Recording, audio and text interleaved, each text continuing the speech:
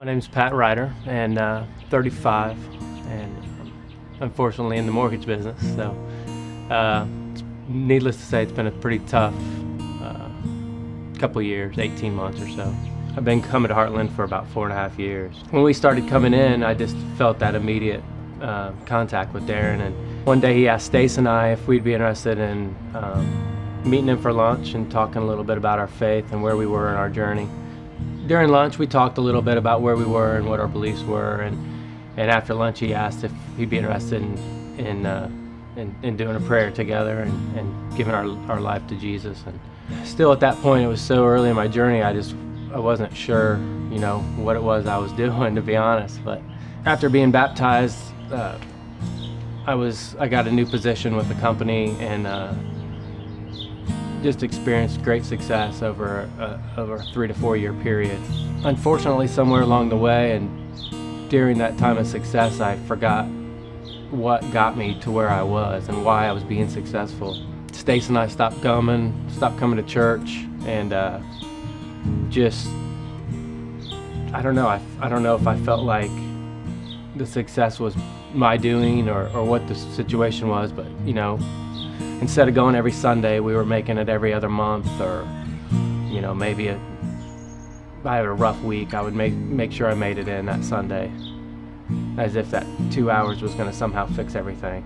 As time's gone on and as everybody's kind of seen what's going on right now, the economy kind of did what it's doing, and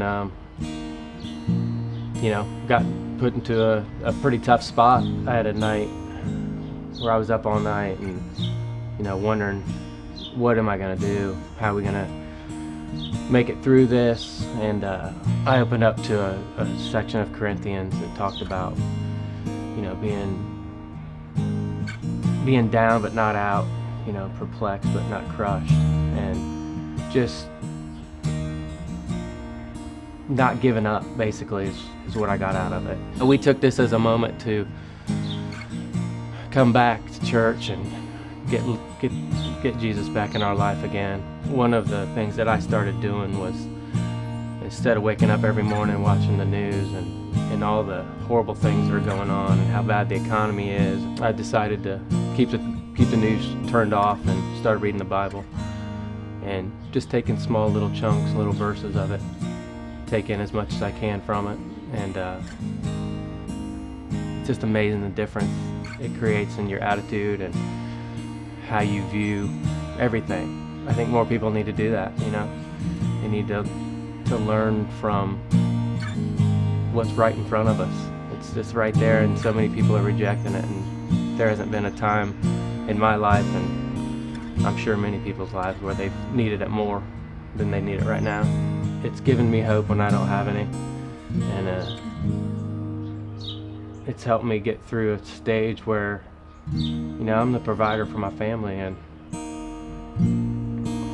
when that's taken away from you, what do you have? And maybe it makes you realize that somebody's there to help you through it. I'd really like to just thank the people that continued to come when I didn't, when I, for some reason, sidestepped what I knew was right, and it took this situation for me to realize what is important, my kids and my wife and the Lord, and material things don't matter.